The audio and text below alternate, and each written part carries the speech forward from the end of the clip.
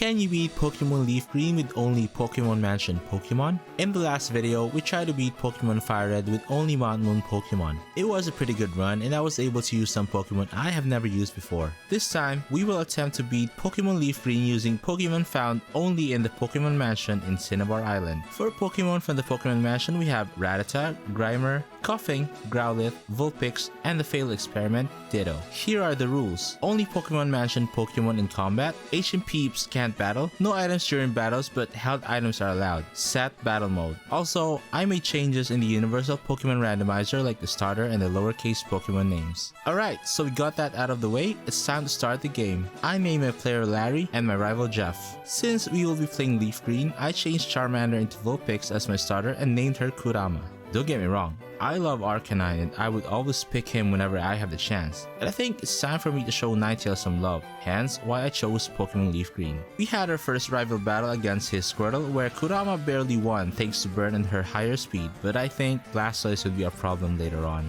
After delivering the parcel and getting the Pokedex, I went on to catch the second member of the team, Rattata, and named her Colette, the woman from Ratatouille. We trained for a bit, then face off against our rival once more. Kurama suffered 2 critical tackles from Jeff's Pidgey, but she eventually landed the last Ember. Before going down against Squirtle's tackle, Kurama was able to lower his defense and we switched to Colette. Thanks to Tail Whip earlier, Squirtle went down with 3 quick attacks. With that, Jeff was finally defeated and we move on to the next challenge, Brock. Kurama managed to slowly chip away at Geodude's HP with Burn's help. For Onix, I tried to lower his defense twice before going down with a speed lowering Rock Tomb. I then switched to Colette, which managed to deal a bit of damage thanks to Kurama's sacrifice. She then managed to make Onix flinch and land a critical Hyper Fang before becoming slow due to Rock Tomb. It was a pretty scary situation, but in the end, Colette managed to finish off Onix with a 3rd Hyper Fang. The first difficult gym challenge was finally over, but the next one wasn't different either. On the way to Cerulean, I picked up Dome Fossil just because why the hell not? I then decided to battle Jeff first before Misty. It was nothing more than an exchange of Gusts and Embers, which Kurama eventually landed a critical one, ending his Pidgeotto. For Squirtle, we did the same strategy with Brock where Kurama lowered his defense as he sacrificed herself for safe switching.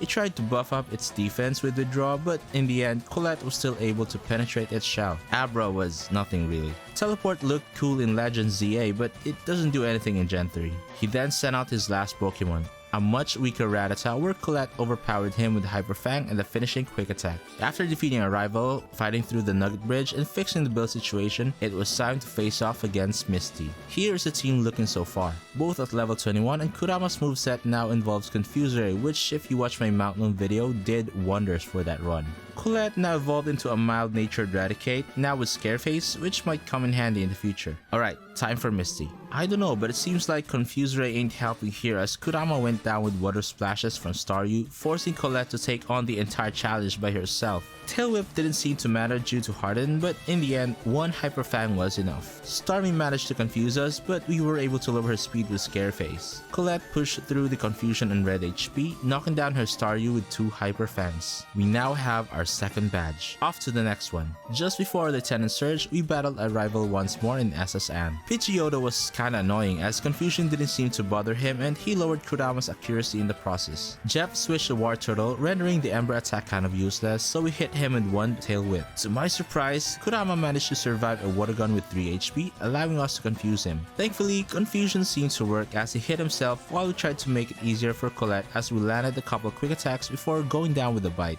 We didn't waste time as Colette quickly finished off our turtle with a single Hyper Fang. He sent out a struggling Pidgeotto which we quick attacked instantly. The unsuspecting Raticate didn't know what hit him as he quickly fell to a Hyper Fang. Lastly, Colette simply exposed Kadabra's weak defense as we one-shot him with Hyper Fang. We then defeated our rival and got the HM for Caught. Time for Lieutenant Surge. Here's how our team is looking before the battle. Colette at 25, now with Dig, and Kurama at level 23 with the same moveset. Both Voltorb and Pikachu simply went down with 1 hit each using the 2-turn Dig. As for Raichu, Colette didn't allow him to fool her with Double Team as she struck with a pinpoint Hyper Fang, giving us the 3rd badge. After the 3rd gym battle, we made our way to Lavender Town. Here we had another rival battle with Jeff. I just realized that he took lots of L's from me and now he's gonna get it twice. First from his unalive Raticate and second from me defeating him once more. Pidgeotto would always put up a fight, but this time luck was on my side as she got confused and burned, eventually defeating the bird. War Turtle tried to boost its defenses before I switched out to Colette. He managed to fight through the confusion and boosted his defenses once more, but I guess my Rat's Fang was way stronger. I thought Growlithe's Intimidate would have affected us, but luckily we managed to one-shot him with a critical dig. In the middle of grieving, Kurama made some sunny side ups as we burned Execute. For Kadabra, he got lucky as Colette missed the first Hyper Fang, but once it landed, his spoons were no more. Our rival was defeated once more, so we were off to Erica. Before the battle, I evolved Kurama into a full-fledged Ninetales, pun intended. Now at level 30, Amber got replaced with a much stronger Flamethrower. Colette was now at level 29 with the same moveset. Yeah, we don't want to talk about Erica's gym here. Victreebel and Tangela were both down in one hit. Vileplume kinda managed to put up a fight by surviving Flamethrower and paralyzing Kurama, but our Nine-Tailed Fox simply burned her even more. With that, we finally have the 4th badge. We then headed to Celadon's Rocket Hideout for the first encounter with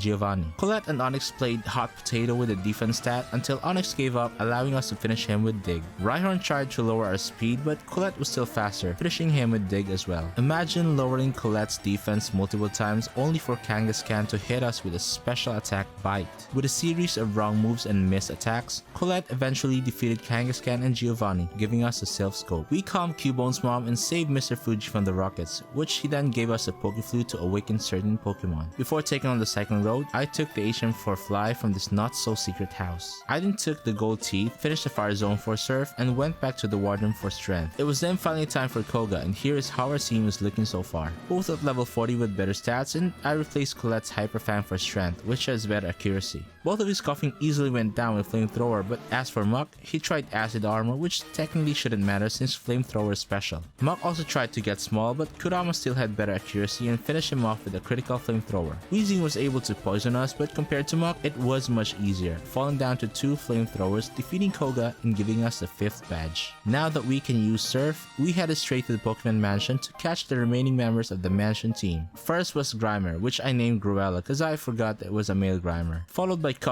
Why does Koffing have self-destruct? Since Koffing was a rare one, I caught Ditto next, which I then named Mew. And finally, Koffing, which I then named Coffee. Before heading out, I grabbed the secret key so we could head straight to Blaine later. I might need to leave Mew in the PC for a while since I needed space for my HM peeps. After filling out my team, I headed to Silphco and trained up for a bit. Here's how our team is looking so far, just before our rival battle. Both Koffing and Gruella were at level 40 and have evolved into Weezing and Muck respectively. Koffing's moveset includes Shockwave, Self-Destruct, Sludge, and Smokescreen, and I feel like he will be our special attacker in this run. Gruella, on the other hand, focused more on attack and defense with Sludge, Acid Armor, Minimize, and Screech. Both Kurama and Colette were at level 41, with Colette learning Return. It's a stab move for her and she's literally my second Pokemon, maximizing returns damage. Time for our rival. I forgot that Pidgeot had keen eyes, so I wasted a turn but managed to land Shockwave. He withdrew Pidgeot and switched to Execute, which unfortunately for him got hit with a one-hit Sludge. Alakazam only spammed Future Sight, so we threw out some Sludge, eventually defeating him. Back to Pidgeot, where he went down with Sludge and Poisoning. Since Growlithe lowered her attack, I sacrificed Coffee and dragged him with us using Self-Destruct.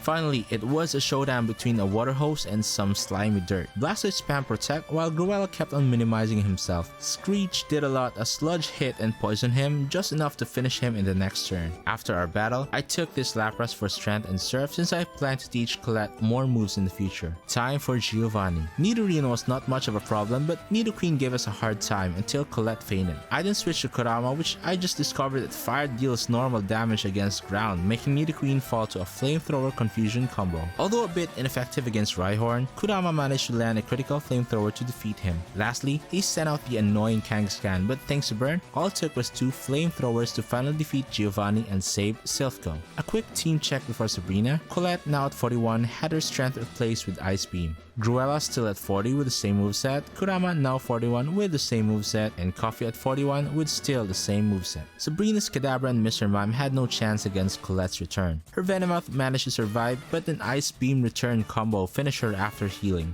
This probably was the fastest gym battle, same with Erica as her final Pokemon, Alakazam, went down in one single swoop of return, giving us the 6th badge. Since we already got the secret key, it was time for Blaine. We leveled up a bit before him, so here's a quick check again. Colette now at 46 learns Shadow Ball. Gruella and Kurama at 45. Koffing also at 45, but now with the Explosion and Thunderbolt. Returning the Ice Beam were enough against Growlithe, though Blaine used one Hyper Potion. Against Ponyta, since he burned us with Fire Blast, Colette used it to her advantage, one-shotting him with the return before falling in the next turn. His Rapidash kept on missing, but with Gruella's one Screech Sludge combo, the horse was instantly down. Lastly, he sent out Arcanine, but unfortunately, Gruella and Koffing went down with Fire Blast. Here we have a version-exclusive showdown with Arcanine versus Kurama, the Ninetales. He landed us to yellow HP with Takedown, then we hit him with Quick Attack. Being a priority move, Kurama was able to knock down his counterpart with the finishing Quick Attack, giving us the 7th badge. And here we are, face to face with Giovanni.